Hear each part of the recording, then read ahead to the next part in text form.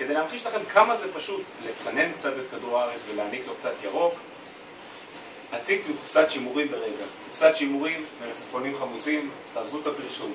לוקחים מברג, לוקחים פטיש, עושים כמה חורים, לאחר מכן לוקחים אדמה ששמרתי מראש מהעציץ קודם שהתפרק לנו, ממלאים את העציץ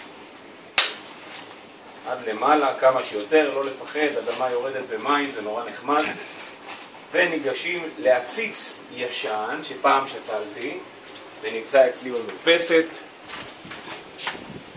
כמו שאתם רואים, יש לעציץ הזה הרבה ייחורים, לוקחים ייחור אחד כזה נחמד, חוזרים חזרה למטבח, מרטיבים קצת את העציץ, מחכים שהמים יחלחלו, עושים גומה קטנה עם האצבע ומכניסים את הצמח פנימה.